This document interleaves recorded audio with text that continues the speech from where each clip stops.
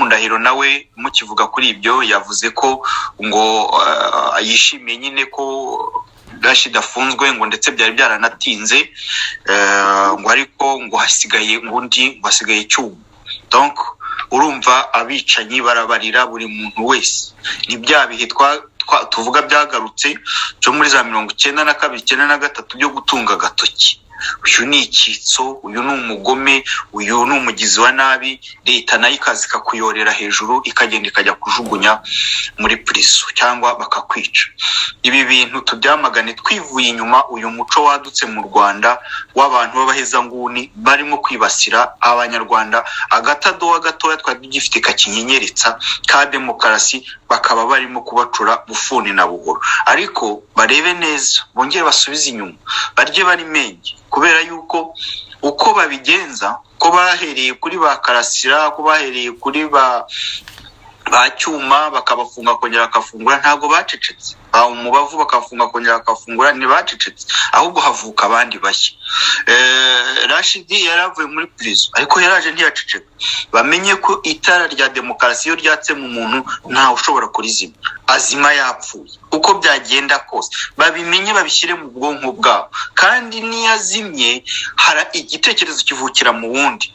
Kizito baramwishe bazi ko bazimije itara ry'ubumwe n'ubwiyunge. Mubanze murebe isi yose aho igeze turimo turaririmba ubumwe bw'abanyarwanda babaga mu Rwanda. Murebe amamiliyoni n'amamiliyoni adukurikira umunsi ku munsi avuga bati mwari mwaratinze tubonye abantu batuvugira ibintu. Ese twasubije amaso inyuma tukareba ibyo abanyarwanda barimo kwifuza. Ugende mukurikirana ibiganiro bya Radio Ikamba, mukurikirana ibiganiro bya Isi n'Ijuru TV, murebe aho abanyarwanda bavuga bati ese koko abanyarwanda twakongera tukabana. Birabaha isomo ryo kubereka ko Kizito atapfuye yavukiye mu mamiliyoni n'amamiliyoni y'abanyarwanda. Mwakwica Rashid, mwakwica Ingabire, mwakwica undi wari wese bazavukira muri twebwe kandi ntabwo bizahagarara kandi muzabyishyura. Gikurure nuko mwakumva ibyo bababwira kurenza kubagirira nabi. Mwumva ibyo bababwira mumanuke mwicane n'abanyarwanda ku meza mwe mushaka igisubizo. Ndumva giye wari bwo butumwa bwanjye nanabaha ubwanjye ndaburangije sindi bufate ya minota 2 yo kubakerereza. Nubwo butumwa naba mugende murebe abo mwishe bavukiye mu mamiliyoni mu bihumbi by'abanyarwanda hirya no hino. Ubutumwa batangaga twarabusakaje ndetse tunanarenza aho bo batageraga turahagera. Twageze mu mitima y'abanyarwanda tubutekeramo tubwicazamo ubu barabufite kugera na kuri abo ngabo mufite aho ngaho ho Kizito atashoboraga kugera. Twebwe ubu twarahakandagiye kandi ubutumwa yatanze twarabuvuze ubumwe bw'abanyarwanda nta kindi twigisha. Nawe nibwo yigishaga ko nibwo butumwa ngewe nabaha naha n'agatsiko. Kandi rero mbabwire neza yuko turababwira ineza uyu munsi mukanga kumva ntimuzabe nk'ababana bumvirije.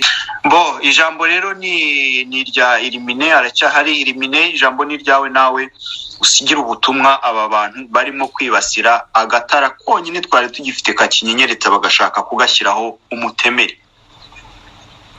Urakoze. Aravuze itara ryaratse Kizito yakije itara rizenguruka isi yose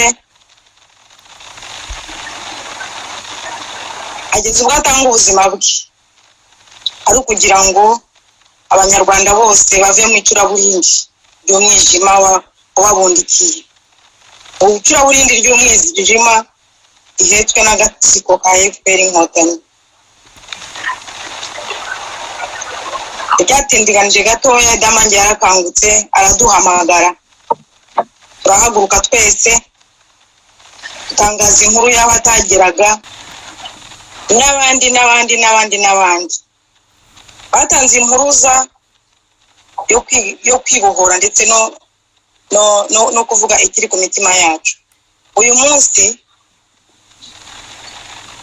Rashid aravuze atanze impuruza y'umushinga w'amahoro watangijwe na Kizito Mihigo. Aramujyanye bose bajyanye nk'imbagwa abajyanye mu mabagiro. Byanga byakunda niwo mushinga FPR yaje izana. Nkunze kubivuga cyane ko umushinga wa FPR ntabwo waje guhora abanyarwanda waje uje kubaboha. ndabaha ikimenyetso cya gatoya ukuntu buri munyarwanda wese mu gihugu aboshye umugozi uboshye abanyarwanda nzaba abanyarwanda kugira ngo bawibohore. Nta na rimwe abanyarwanda batuye umudugudu ntabwo barenga 300 ariko bayoboye n'abantu barenga 30. Ni ukuvuga ngo urugo rumwe rw'umunyarwanda rucunzwe n'inkotanyi hafi 2-3.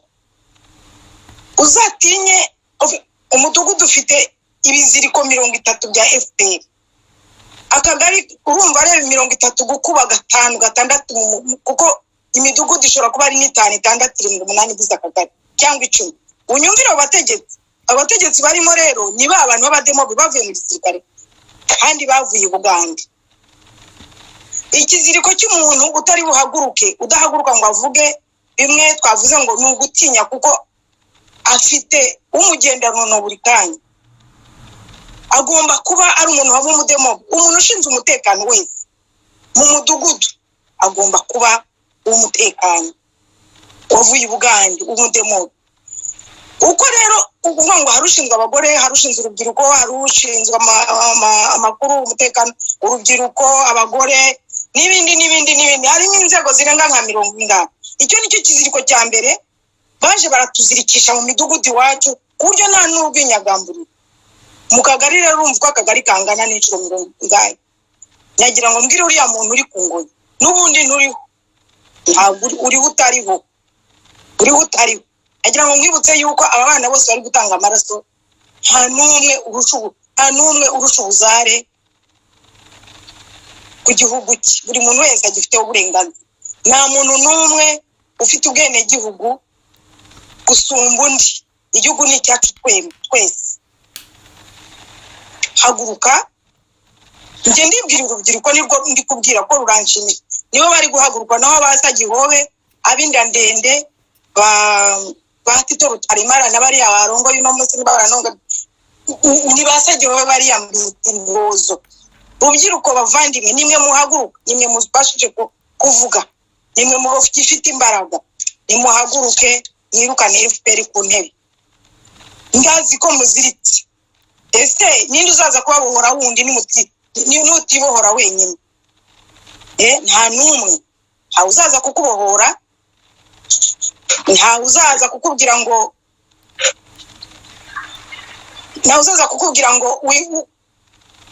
ntabwo uri bwicwe. Ejo mu gitondo barakurasana na mwene nyoko, barakurasana na mwene so, barakurasana na so wanyu, kuko objectif y'inkotanyi ni ukuza gutsemba umuntu wese nusa nawe mu Rwanda, wakuriye mu Rwanda akahavukira. Abavantara rero kuko mu Rwanda dufite amoko 3. Mubanze mumenye ko ari ubwoko bwaje kubarwanya mwebwe Nyabutatu. Ari ubwoko bw'abavantara nibwo buje gutsemba Gahutu gatwa Gatutsi. Twahoze turi Nyabutatu ya Gihanga. Ni ukuvuga ngo Gihanga igiye guhangurwa na Kavantara. Mwakabyara mwagaheka mwirubyiru nimuharanire uburenganzira bw'umusopeka. Ejo umubyeyi yongera azaheke niba tubonye bukeye kabiri. Uyu munsi rero ntabwo mvuga byinshi ngiye kuvuga mba nababaye.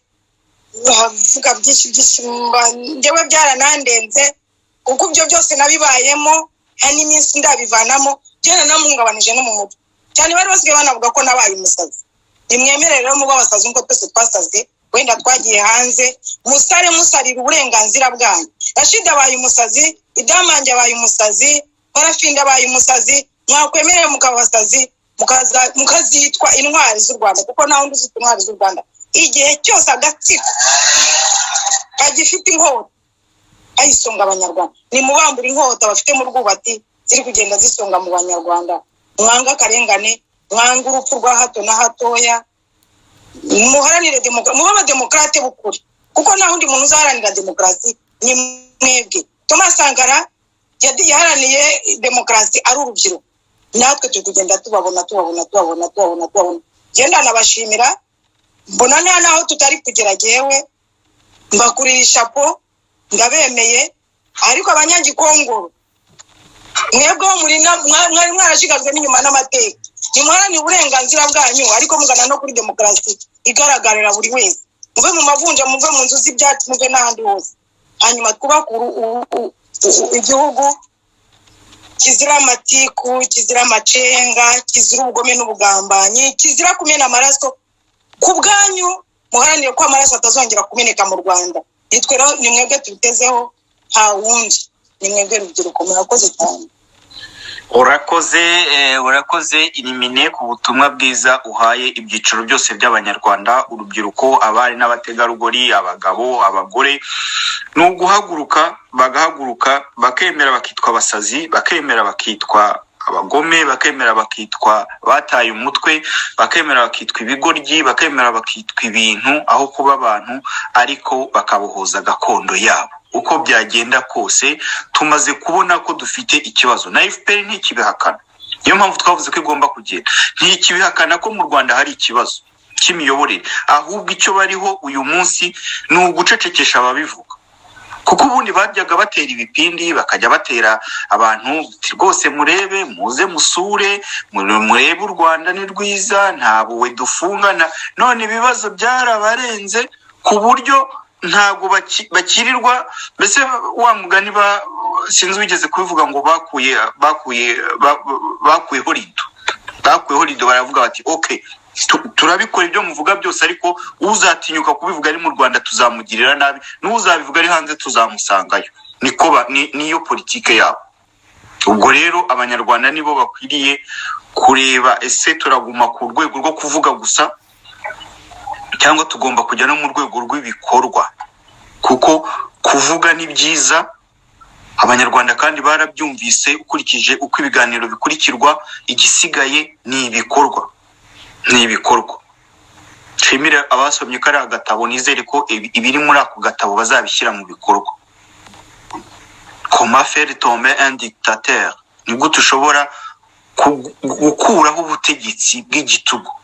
Harimo inama, harimo uburyo bwose, kandi uwakanditse wagira ngo yakandikiye u Rwanda. Ibyo bavuga byose birareba igihugu cyacu. Mu minsi yashize twagiye mu myigaragambyo mu Bubiligi, nyuma yaho dukora inama, ndabivuga ntacyo bintwaye. Umusaza Matata aravuga ati, banyarwanda n'umutamenya ubwenge ngenda ashaje, abanyarwanda gahutu gatwa gatutsi, twari amoko yose atandukanye yo mu zose bigaragaza ko bose nta kintu dukora.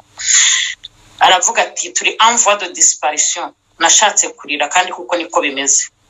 Image ya Rashid kungarukira mu maso, aho yari afite kamambiri mu maso, bakerekana aho yabaga, mu by'ukuri ateye agahinda. Agenda afite kamambiri, afite brosada, kuko abazi ko agiye mu menyo y'ibirura, biriya birura bya Rwabuze isoni niko nabyita. Kubera ko umuntu wari kuvuga ati reka ngende ntwaye kamambiri njyanye iki, nabo bakabikora. Ni agasuzuguro mpamvuga ka RPF rupfu. Ni agasuzuguro karenze urugero. Abanyarwanda bose bagakomeza bagatega ibiganza, nimukomeze mutwice, turi intoza, turi intama zo kuribwa uko bukeye uko bwije. Noneho igihugu kirimo abantu, aho ukuri kwabaye icyaha. Se koko muragira ngo nitutigobotora ngo tuba basaze nk'uko Irimina bivuze, nk'uko abambanjirije babivuze, nitutigobotora iyo ngo yagihake n'iyagikolonize, bizagenda gute? Muremeye se koko tube abantu bo gushira gahutu gatwa gatutsi dushire, tumarwe n'abavantara? Oya no. Ndavuze nti ubwoba butubwenge nk'uko Matata yabitubwiye, kandi nitutaramuka twirwanyeho ngo tumenye gushaka abayobozi bazatuyobora uko tubyifuza, nabo bazatuyobora batekereza ko nabo uko bifuza uko bayobora ariko batuyobora, ndabona bitazashoboka. Nuko rero muri uyu mugoroba nkavuga nti mwere gukomeza kurebera, ni revolution kivandimwe nk'uko bakizito batubanjirije. Erega ngiyewe ntababeshye, nitegereje u Rwanda mbonye bishe Kizito, mpanagura amaboko ndavuga nti bari capable yo kwica umuntu wese. Nubundi nkaho muri nk'uko Irimina bivuze, nubundi mwarangije gupfa, kuko ubayoboye no waje wiyita umuyobozi kandi ari umutegetsi icyo afite n'intorezo nambwita mu by'ukuri ya genocide. Iyo ya genocide ayitwaza gutereba Rashid mu minsi yashize yavugaga ukuri. Iyo niyindi sije yo kuvuga ko abahutu bishwe, abantu bose bakwiriye kwibuka. Mu by'ukuri nibyo bikwiriye. FPR aho kwica gitera wica ikibimutera. Igihe kirageze ngo ijwi ry'imfubyi rirangurure, ijwi ry'abapfakazi rirangurure, ijwi ry'abantu bose mwafungiye ubusa baheze muri prison rirangurure. Abana babo bamaze gukura, ariko uyu munsi ndavuze ngo muhaguruke. Nimudahaguruka ngo nibafata Rashid mwese muhaguruke. Nitwe yavugiraga, Rashid ntiyivugiraga ari umwe, nimwe yavugiraga. Mwebwe mwese muri gusengerwa, mwabona abantu bakangondo bagiye kuburana, mwese mugahaguruka mukajya kurebera abandi murimo kwihisha, kandi ejo n'ejo bundi bizabageraho. Nyabuna ngo batwaye umudage, ngo umuntu arirebera avuga ati ntibindeba, batwara umuji wifata ntabwo bindeba, batwara abantu bose bari gutwara umuhutu ati ntibindeba, batwara umututsi ati ntibindeba. Umunsi byakugezeho uzabura ugutabariza. Murakoze bavandimwe banjye, muramuke. Urakoze cyane, turagushimiye. Nawe tugushimiye ikiganiro cyiza uduhaye uyu munsi, kandi nkuko twabikubwiye iyo ntebe keep it, gumana nayo rwose, ibi yawe ntihagire umuntu uzayigutwara. Uri kwiruka ku bantu bavuga ukuri, uri kwiruka ku bantu bari kukubwira ibyo wakoze, ngo urabafunga, ngo urabica, ngo uragira gute, wibwira ko uzabarangiza. Ntabwo bishoboka, kuko ni wowe ahubwo uzananirwa bwa mbere, kuko hari benshi cyane. Ntabwo uzabacecekesha ngo bishoboke. Uzafunga Rashid havuke ba Rashid, uzafunga Cyuma havuke ba Cyuma, uzica ba Tarisisi havuke ba Tarisisi. Urarwana n'ubusa, ahubwo icyo twagusaba ni ugushyira agapira hasi, nta kindi.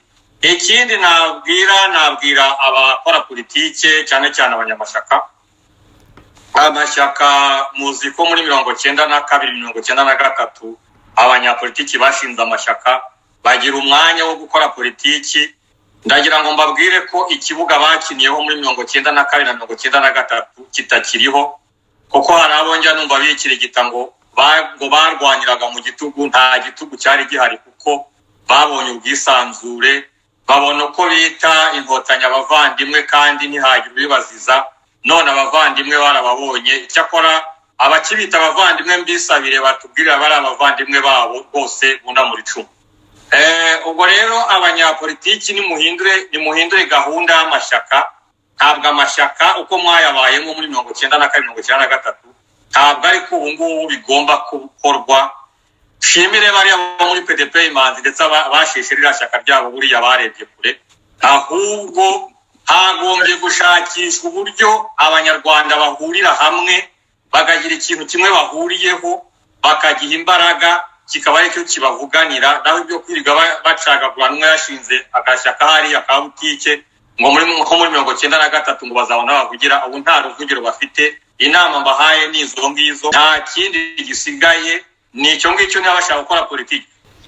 Ayo mahanga akora aza kuza agakora izo raporo, na raporo bakora ntabwo ubwabyo zihagije, ntabwo zijya mu mizi y'ikibazo, zica hejuru. Kuko ayo mahanga za raporo akora ibyo tuvuga hano, ko FPR yaturutse mu Buganda yica, ko yisha abana b'abanyarwanda, tubivuge b'abatutsi, mu bishwa abatutsi bagiye bayisanga bavuga bati reka tuyisange tuze turebe ko twabohuza, twagera ku mibereho myiza ya buri muntu. Kuko ibyo abantu bamwe bavuga ngo ibintu byari barabara byameze neza, ngiye ntabwo mbyemera. Ntabwo byari barabara, ahubwo kitarabaye barabara, kitarabaye cyiza nuko abantu ntabwo twashoboye kumenya ko abo ngabo dusanga bari abavantara bo bari bifite izindi agenda. Noneho rero uko kuneperi yarica nabo banyamahanga barabizi, ariko ntibabivuga. Kuki bapfunga amaferi iyo bageze aho ngaho kubwicanyi bwa FPR bashinga amaferi, none bakaza kuza kutubwira ngo droit de l'homme ngo ntabwo bubahirije ngo umuntu ngo uburenganzira bwo kuvuga speech. abantu bari apfa bahereye baricwa ibibazo bakabirengaho za raporo mapping barabizi ariko bakabirengaho nuva rero bo ibyo bakora twe kutindaho nuva ngo umupira ugomba kujya hehe mu banyarwanda abavuze abanyarwanda n'abashyahamwe y'abanyarwanda kuki bo barasinziriye nyine FPR yari irica murabona ko byagombye gufata ko aba mwebwe ba Jean Paul urubyiruko ababungana ba Pascal mukura mukagimbuka mukagera igihe muvuga muti muhagarare mushyira agapira hasi byagombye gufata iyo myaka mu kindi rero nk'abantu twashoboraga kusakuza kujya mu ayo mashyirahamwe twari turimo twiruka mu mashyamba turwana n'imibereho njye ndibuka ko ngeze hano muri Canada nariruhukije nagarutse muri 1999 aya ndiye rutsa ndavuga ni ubu rero ahasigaye mbungiye gushyidikana na FPR ariko warazamura urutoki bakakubita abazungu bagakubita abanyarwanda bagakubita abuvugira bagakubita bati wacecetse ngibyo rero kubera iki ayo mahanga ibyo biravugwa hano ntugasanga ntabwo ibintu bihinduka kubera ko abantu twakomeje kujya tuba umwe ugasanga nta organisation dufite ihamye yo kubikora noneho twaba tugiye no mu amashyirahamwe tugiyemo tukajya muri amashyirahamwe usanga y'abantu bironde kurenga inkuta z'indwara turwaye ni indwara z'amoko kurenga izo nkuta bikagorana noneho ugasanga abantu nibagiye gukora ikintu bagiye kujya kurebana ku mazuru barerana hehe uruwa hehe uvuka hehe ibyo ngibyo ubu rero ibintu birahindutse nicyo cyizere nicyo gisubizo kindi nakongera nuko ubu ngubu jewe iyo ndi hano tuganira numva ndi hareze numva nkaho ndi muri salo yiwanjye kuko izo nkuta za mirwari zo kwirebamo ngo ni ariko muzi ko hari igihe ari ishyaka ryigeze kuvuka nanarivuga ni ishyaka simbuga amazina yacu ariko rya Rusesabagina baje kunsaba kubagira inama muri 2012 nari maze gusomera igitabo cyanjye pourquoi nos Swahili sont-ils vohero abantu batari kuri ya muntu reka tumugira inama ubwo ndankeka ko hari nabashaka kuvuga ngo bankurure nje mu ishyaka ndavuga nje ntawe ushaka kujya mu mashyaka ntibishoboka kuko sinemera yuko andi mashyaka baho ariko barambaza batese dufite ikibazo tubwira ukuntu dufite ikibazo cyo kuba dufite ishyaka rifunguye ariko tukaba tubura abatutsi watugize inama zo kugira ngo dushobore gukura abatutsi cyangwa ni mushaka gukura abatutsi nta n'umwe muzabona nababwiye nimuvuga ngo mufite objectif yo gukurura abatutsi nta n'umwe muzabona kuko umututsi muzakurura azabona yuko mushaka kumurya nta n'umwe muzabona ariko mwebwe nimukora ibitekerezo mushyira ibitekerezo imbere hariya abantu bose mutavuga ngo mugamije ngo kugira ngo mukure abatutsi cyangwa abahutu mushyira ibitekerezo mutekereze mwebwe mwitekereze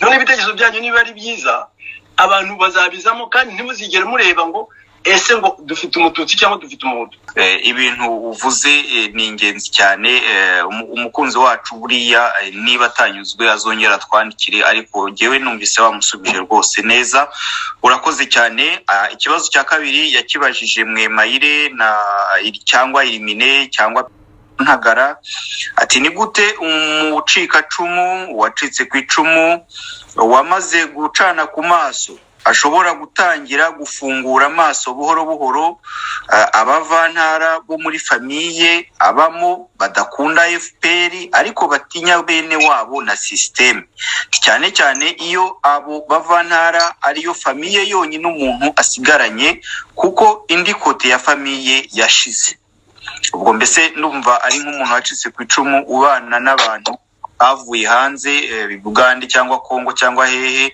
akavuga ko muri bo badakunda systeme kuko nabo harimo abo iya systeme yahemukiye FPR hari abana nabo ese yabafungura amaso atebwo yabigisha ate kuko buriya benshi nge naje gusanga benshi muri bari abavantara bananga iriya systeme FPR ariko ntabwo amaso yacu abona kimwe akarengane kabera mu Rwanda ahubwo tuvuze ati abantu babaga mu Rwanda bararenganywa barabihakana bakanarakara ngo turabavangura ariko bo byabageraho wenda ari nk'uwo bafunze cyangwa bagize gute bagatera hejuru bati system iratumaze nyamara twebwe tukabereka tuti nyamara nimureba neza murasanga uko batwita ibitera hamwe uko batwita bariya ni babandi bya bintu ntaho mutaniye na bariya kuko mwese muravuga imvugo zimwe ubwo rero ikibazo ni icyo ngicyo buri wese wakibajijweho icyanjye kuri ngewe navuga ko gutangira kubafungura ku maso biragoye cyane kuko ntubuzi ibyo batekereza muri bo kuko nabo tubana hano hanze urabona byaranatunaniye tuvugishije ukuri kwa ukweri wa mugari nabo tubana hano hanze ba Marara ba Rugema Kayumba ba Charlotte bose byaratunaniye nabo kubafungura amaso ngo bacane ku maso ibyo tubabwira bisa nkaho ari ukumena amazi ku isi ntago bumva turavuga tuti bari abantu baje bica bariba barasenya ariko byagera ku muntu hoze mu Rwanda bakamugira ifundigira ibivuzo bati muvuge muvuye aho ngaho muri intera hamwe nabo bagatangira kutwita intera hamwe ubwo rero biragoye cyane noneho uba muri iyo famiye ariho uba mu rugo rwabo ntabwo uzi abantu bana nabo ngewe na kuri bwanjye numva wakomeza gukora ibyo bikorwa byiza byo gukomeza gukurikirana ibyo tuvuga ariko kubakangura buri wese akazirwariza akazikangukira ku giti cye hato niba muri iyo famiye utabigenderamo ukabura naho uba kandi wenda nta handi bashobora kukwakira icyo gisubizo naguha ku ruhande rwanjye ubwo Mwemayire nawe nta umuntu umwe akagira icyo abivugaho nk'uwo mfashe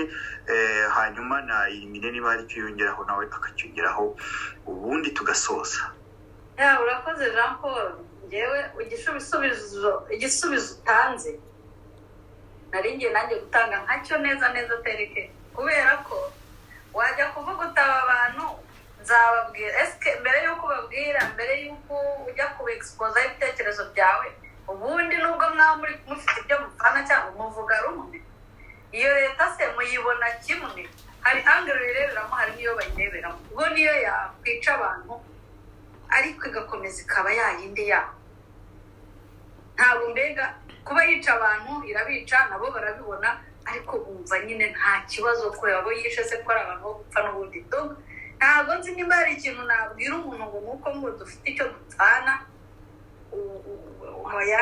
bariya abantu bafite indi myumvire kuri kiriya kimashini cyabo ku buryo kugira ngo uhagarare imbere ye umubwire ngo kiriya kimashini ntabwo bishobora kuramureka akazifungukira amaso akabyirebera ubwe yabishima ni sawa yabigaya ni sawa n'inzira zabicishamo abirwanya nayo ni sawa ariko ntabwo wamubwira ngo dore ngiye ngo nkuyobore ntuzirirwe umuyobora rwose pe uzicecekere ntacyo byakumarira natwe twarabigerageje ntibishoboka ngewe rwose nta mwene wacu najya kubwira ngo ahangaha murayobye FPR yanyu ntishoboye ntabwo nshobora sinshobora rwose nababwiye ko hari uwo nsuhuza nashuje nka kabiri akajya ambwira ngo harya narakwigishije kandi umuntu wa hafi cyane muri famiye naramushuje ubwa mbere duhuriye muri famiye abanza ariko twahurira mu muhanda namusuhuza akambaza niba yaranyigishije ese urumva abo bantu wajya kubabwira iki ntacyo kubabwira gihari urakoze cyane n'ibyo rwose ndumva nanjye aricyo nakabaye musubiza ubundi bakazishakishiriza nabo byabageraho nyine bakumva ko bagomba kurwanya iriya sisiteme ntacyo nubwo baturuka iburasirazuba twebwe wenda tugaturuka iburengero bwaryo cyangwa tugaturuka hagati mu mujyi hari aho tuzahurira kuko uwo barwanya n'umwe natwe niwe turwanya niba badashaka ko dufatanya yewe kugeza ubu ntangiye kubona ko nta n'impamvu yo guhatira abantu ngo nibaze dukorane ngo nibaze tubane nabo kuko uta imbaraga nyinshi cyane mu gukurura abo bantu ukibagirwa abandi bantu benshi bo batanagusaba n'imbaraga bashaka ko gusa muganira babandi umuntu umwe ukamumaraho amezi ngo uramwigisha ngo uko agomba kuza mu mufatanye agakomeza nyine wenda yifite na principe z'ibyo adashobora kujyamo warangiza ukamutaho umwanya wawe ukazarangiza ubuzima bwawe wizengurukaho nk'uko tumaze imyaka 27 twizengurukaho shiftinga uva kuri uwo muntu niba umuganiriye kabiri gatatu ntacyo bimaze jya ku bandi hari abandi benshi b'urubyiruko bafite ibitekerezo bari abategarugori bashaka impinduka ariko babuze abantu babaganiriza. Rero gukomeza kuganiriza umuntu uzi ibintu byose anabikurusha bisobanura neza ngo naze mufatanye kandi arimo kwanga, birakugora cyane, bigutwara n'umwanya w'ubusa. Kandi FPR ibyira bikunda cyane, irabyenjoying, ibona umaze imyaka 2 uta umwanya wawe, irishima kuko hari aho ibigezeyo, hari ibyo bimaze kubaka. Irimine, hari icyo wakongeraho mbere ko tusoza kuri uwo muntu gusa?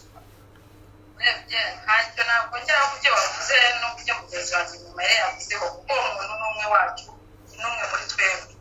uko biri kose genda mushima cyane kuko kuba nawe abasha kuba abona ikiri kuba ku bandi banyarwanda kandi ari munsi y'isezerano. Ibyo byose ndamushima cyane, ahubwo mbona yakomeza agacana ku maso. uko biri kose nawe ejo azakenerwa, n'ejo bundi azakenerwa, nimba abasha kugira uwo yabona yegera. uko biri kose ntabwo ufite ikibazo wenyine, hari abandi babihujije kuko ntitubihujije, ariko tukaba tubasha kuvugana turi kantarange n'ikantarange. nta mukangurira wo gukomezanya ubutwari bwo kuba yarafunguye ku maso akabona ukuri, cyane cyane ko hari n'abasaza bishwe bakifungwa batabasha kubona ukuri, ariko ikibondo nk'icyo ngicyo kikavuga batari ko ndaboshye, ariko ngo uwo mwana yihangane akomeze ubutwari arebe kure, ejo bundi wenda ntimuzabohoza, kuko ntabwo ari ikigwari kuko Pascal yarabivuze. Tumushimire twese, azi ubwenge, yabonye ukuri kwa FPR n'ubuga bwayo n'ubukene bwayo n'ubusamagwe bwayo, ari kureba imbere. uwo rero abashije kuba yakwegera ni umwe mu bantu bashobora kuba bakora igihugu no gutanga ibitekerezo muri mu kindi gihe kizaza. Murakoze. Urakoze cyane, urakoze. Yaranyongereye, niwe wanyandikiye ibi bibazo, ni nawe umpa amakuru menshi, kandi ndatekereza ko ni umuntu ucanye ku maso cyane. Ndamushimira cyane, kandi shimira n'abanyarwanda bakomeje gufungura amaso bagana radiyo na televiziyo Ikamba bashaka kwisanzura no gutanga ibitekerezo byabo. Dufite abantu bari inshuti za Kizito, bari inshuti za Nyamirwa, bari inshuti n'abandi ubu kugeza ubu mu Rwanda ntacyo nabanenga mu gukurikira ibiganiro, kandi bakanabigaragaza, yewe bakanemera bagafata risike. Bamwe bajya ku mbuga, abandi baranyandikira, abandi barampamagara, abandi bagira gute, bakavuga bati kama mbaye igishaka kibe batwice cyangwa barorere aho tugeze ubu ngubu. Ni iryinyo ku rindi, ni umusaya ku musaya, tugomba gukambya agahanga tukarebana n'aka gatsiko k'abavantara tukakabwira tuti stop. Ubu niho abanyarwanda bageze, bari mu gihugu, cyane cyane abakurikirana radiyo na televiziyo Ikamba na Isi n'Ijuru, aho tubereka ibiganiro bibakangura, bibafungurira ubwenge.